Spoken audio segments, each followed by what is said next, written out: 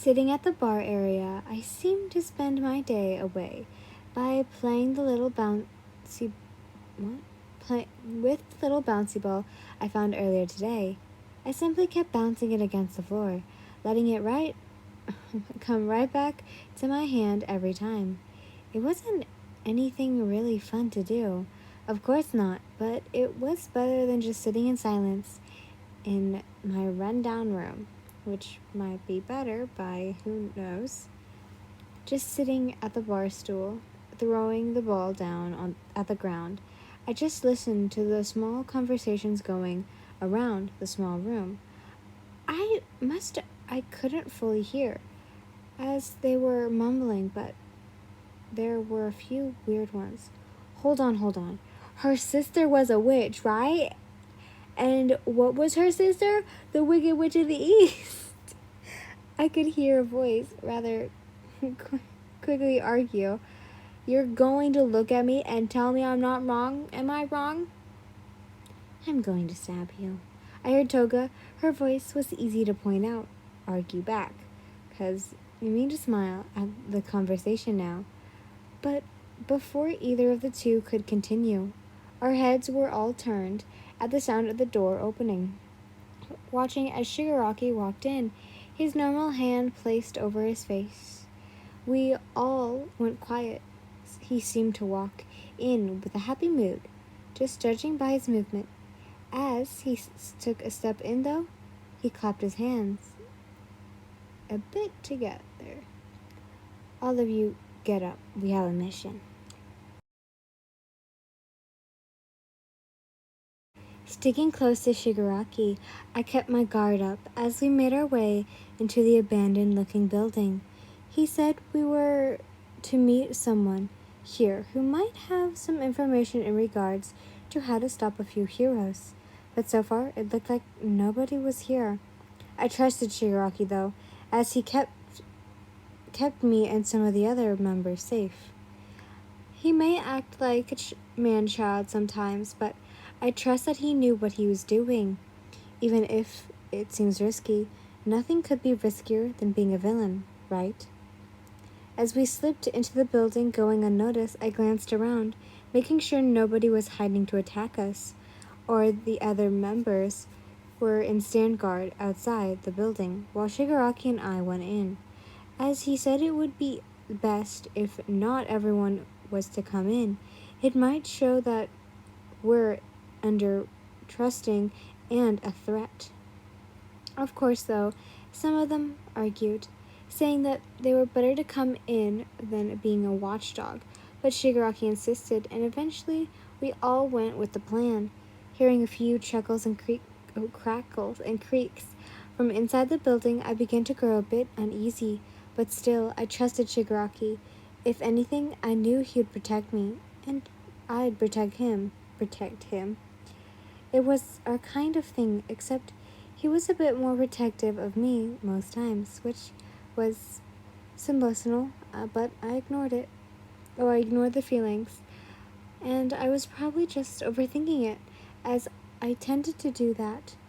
Walking down the hall towards an empty, large institution room, I could hear some voices.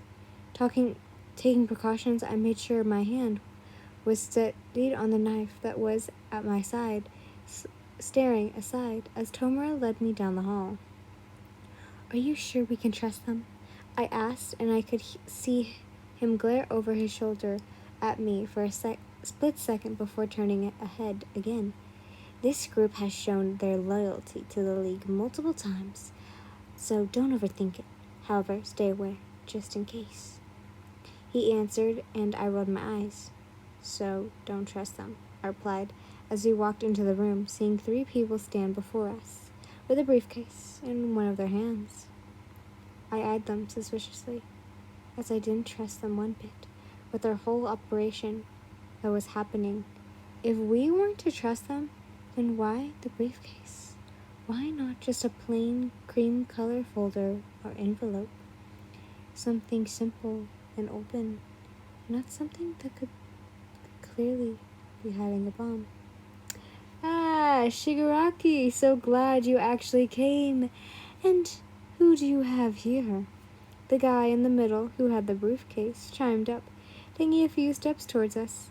I gave him a glare as Shigaraki seemed to take a step in front of me. She's my backup now. Do you have what I came for? He said in a snappy tone. The guy let out a sigh of disappointment as he gave Shigaraki a bored look. Always quick to jump, Shiggy. Can't a guy just have a little fun and talk? Feel like we never get to. And we won't. Now hand over what I want. The guy seemed to roll his eyes, setting the briefcase down on the ground before giving a small push towards us. Just as it hit Tomura's foot, he leaned down and picked it up, holding it with his pinky in the air. I glanced down at the briefcase, trying to check it over from my little view of it before looking up, seeing one of the guys check the watch on his wrist and the other eyeing the case.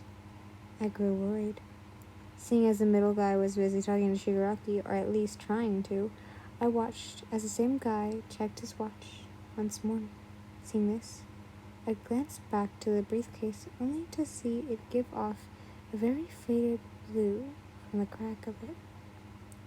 Realizing I was right about it being a bomb, I quickly snatched the case from Shigaraki and threw it back towards the men in front of us. It's a trap, I said to Shigaraki before glancing back at the men.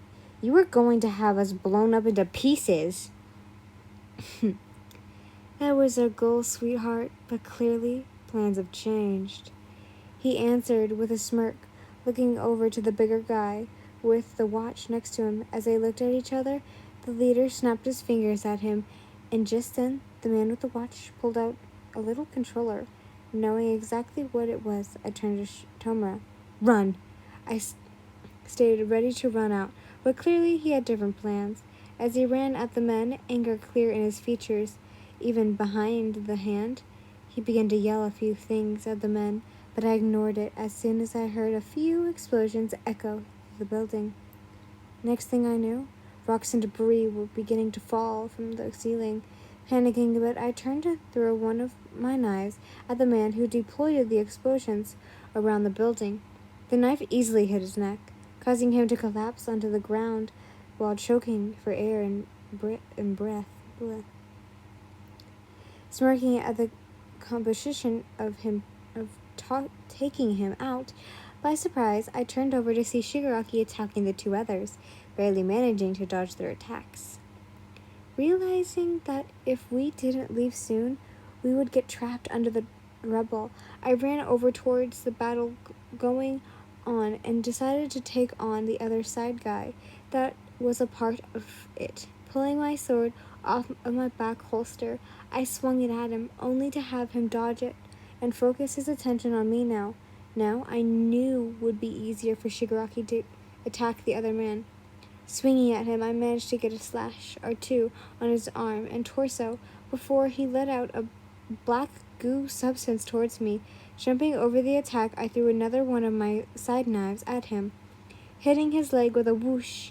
He let out a bit of a cry as he sent back his black goo stuff towards me again. I moved around it, but it suddenly hit me in the arm with it, causing me to drop my sword in my hand. As he dropped to the floor, I let out a groan, trying to see Shigaraki, and finally finished off this guy, and was now making his way towards my fight. Smiling a bit at it, I used my free hand to take out the other sword I had behind me, swinging that towards the man in front of me, seeing him shoot out another bit of the goo. I think it's supposed to be maneuvered over it, dodging the attack as I did, a bit of a spin, throwing my sword at him this time. Just as my sword seemed to hit his arm and distract him, I watched as Shigaraki flung himself towards the guy, instantly setting his hand on him. Within seconds, the man was nothing more than a dust in the wind. With a panicked look my way, Tomura sprinted over towards me, grabbing a hold of my free, non-goo arm with his, besides pinky finger, as he yanked me towards the exit, eventually letting go of my arm. we were almost out, seeing the light ahead, but just then, of course, of all places, my body suddenly felt numb. Completely. I couldn't move, struggling to even talk. And I couldn't cry to Shigaraki, seeing him running ahead unknowingly without me. I could only stand there and watch as I listened to the building crumble down around me. What is this word? Ironchally? I think it's supposed to be eventually, but it's ironchally. Eventually, though, just as I saw him turn his body around to see me, I was there behind him. I felt something hit me, and soon my world went dark and silent. My eyes shot open as I suddenly felt a sharp pain spike my body, causing me to let out a scream. I didn't know where I was or what was happening, but all I knew is that I was in pain, great pain at that. My body felt as if it was destroying itself and breaking down, and that was all that bothered me. Just then, as I quiet my scream and just let out cries of pain, I heard the door open, glancing over with tears falling down from my eyes. I watched as Shigaraki and Kiriyuri walked in, along with some doctor-looking guy next to them, not even caring what was happening. I squeezed my eyes shut, out of pain and shock, my head before feeling something like into my arm. It didn't even bother me, as it soon became numb and the pain rather quickly, and put me in a drowsy state. Soon after I heard them leave, I glanced back over with tired eyes to see Tomura still in the room, his head down, as I was I was unable to see his face. He didn't have the signature hand planted over his face, which made me feel a bit happy. It was quiet, as neither of us spoke up, but it soon changed that when I began to feel more conscious and awake, even in the drowsy state. How long have I been out for? I asked, my voice almost a whisper. It seemed to grab his attention as he looked up to me, a cold look on his face, as dark bags decorated under his eyes. It wasn't unusual for him to have bags, but dang, they were dark. Only a week, he answered, and I gave a small nod, taking this moment to look around to see I was in a hospital bed with a few equipment around me. You need sleep, you know. His eyes went slightly wide at my comment.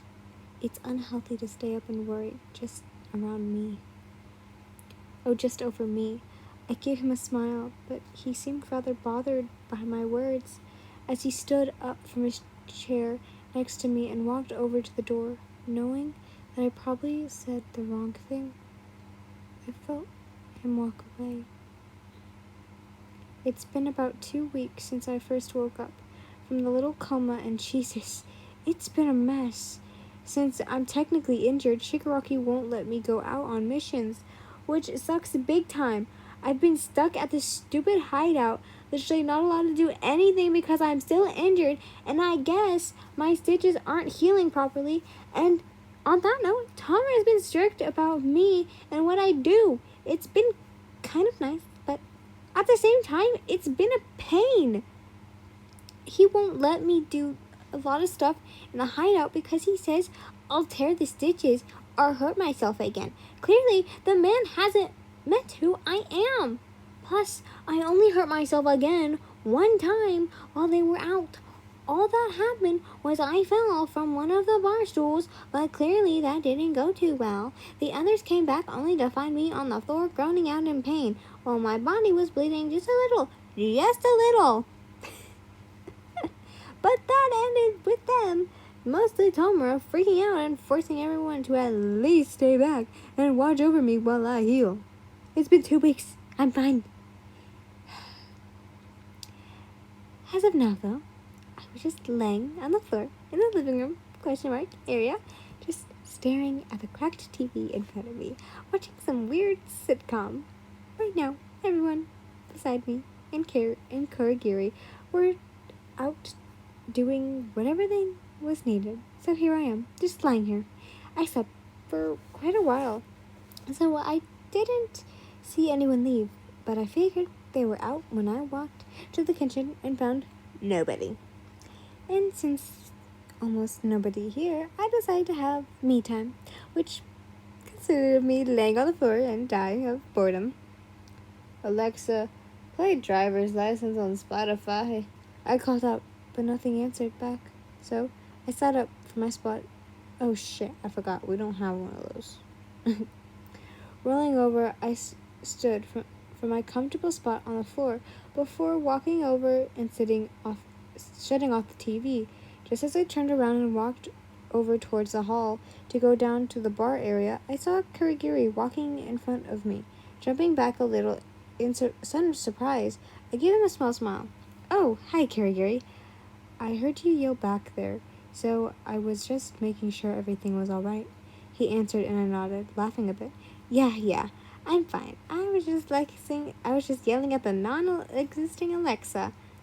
He seemed rather confused, so went on with life as he gave me a nod, I think, and turned back around. I followed him back to the bar, watching as he sat behind the counter and pulled out a book, smiling a little bit as he calmed dad-like behavior. I glanced at the few empty glasses that sat on the counter, getting the idea that they were dirty. I walked around and picked them up before taking them towards the back, to the kitchen area. I dismissed Kurigiri's help as he asked if I wanted any, and then set the glass cups onto the counter. Letting out a sigh, I picked one up and turned on the water. Man, I really am bored, I commented as I began to clean the cups. Only one by one, I cleaned each cup I picked up and set it on the other side of the sink, making sure they were upside down and over a dish towel, letting them sit there and dry. I cleaned my hands and then turned off the water. I stood there for a second, though, as I soon heard footsteps coming near me. Turning towards them, I shook my head. Kurigiri, I told you I don't need... I paused my sentence as I realized the man walking in wasn't Kurigiri, but instead Tomura. Raising an eyebrow at him, he spoke. Kurigiri said you were back here. I thought you were out with the others. I mentioned. They can handle it themselves. It's just a small received mission. Plus, it meant I could actually relax without those idiots disturbing me. He answered, and I laughed a little. So, I'm not one of those idiots? I asked, and he seemed to tense up for a second, walking over towards the fridge. You're tolerable. Did anyone hear tolerable? Because that's what I meant. He stated, and I shrugged at him, glancing back over to the glasses. I decided that I could dry them instead of standing here awkwardly, so I picked up and slid down and began to dry them. Except, what were you yelling about earlier? Turning around with a glass and towel in hand, I laughed a bit again as I shook my head. I didn't think I was that loud, but I was yelling at the air to basically play a song. Now it was his turn to look confused as he glanced over his shoulder to me with a very confused look. His red eyes peered into my eyes as looked back at me. The air? He asked, and I hesitantly nodded. I really yelled at Alexa, but we don't have one of those, so... Yeah. He didn't seem surprised by my answer as he turned back to the fridge, and I couldn't swore I heard a chuckle, but it could just be my stupid build. It could be the stupid building, as it did make weird noises. What song did you ask for? Sitting the dry cup over the side, I grabbed another one from the group of wet ones. That's what she said. I asked for it to play that new song, Drive. Just then, I felt the cup slip from my hold, and like a slow motion, it fell down to the ground with a crash. Jumping back, I looked down at the mess below as I saw little bits of pieces of glass go flying around the floor, scattering across. As I watched them disappear, I could hear the footsteps from the fridge run over. And just then I felt a hand begin placed on my shoulder, pulling me back a little. Jesus, are you okay? Are you hurt? Did you cut yourself? Tomura, I'm fine, I answered, my eyes still locked down, as I saw and felt something hit or touch my feet. Lucky, I didn't have anything hit me. I stepped back and walked over to the broom, where the broom was, Tomura falling behind. Are you sure you're okay? That looked like it hit your foot. I really think you might have a piece stuck in your foot. Tomura, I'm fine, I answered back once more, but he persistently with his questions as to whether or not I was okay. You can't be fine. That wasn't even an inch away from you. You must have hit a nerve in your leg, or it could have.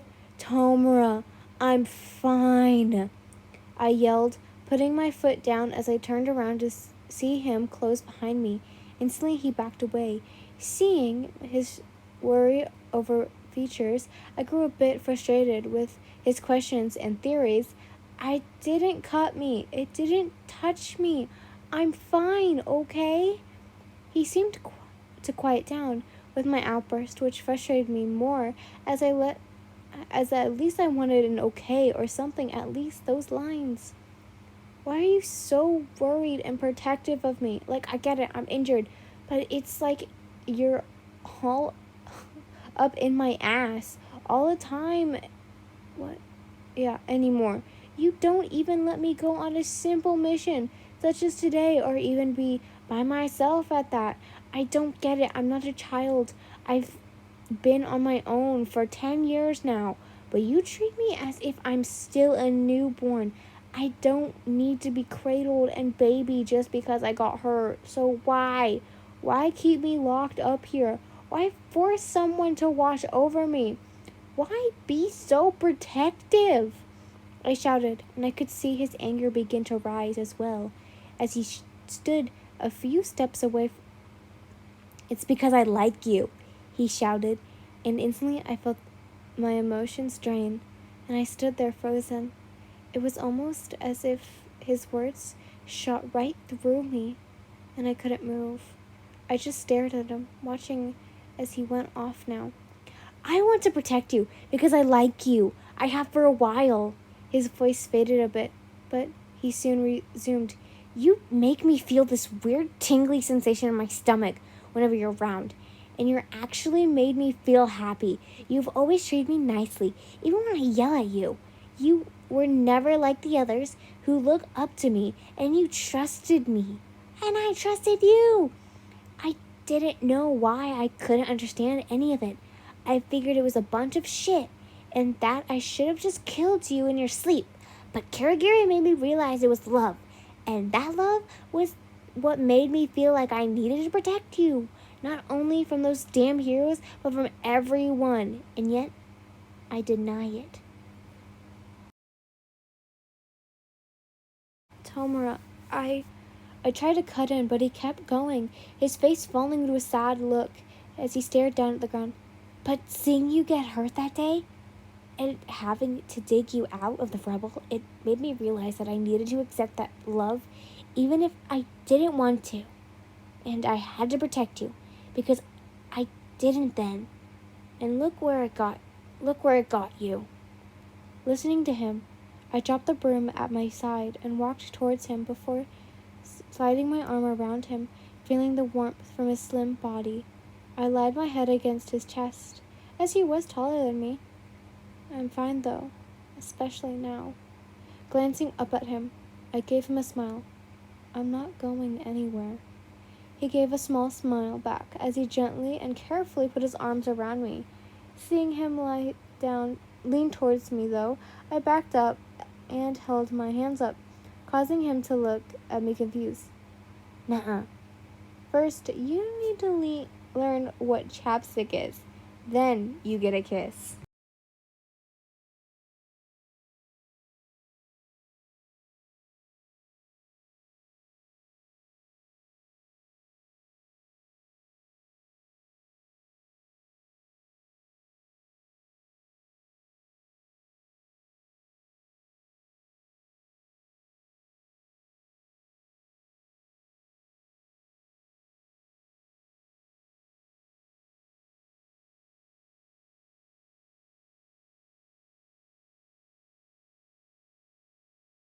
Okay, today we're going to the forest today for our class.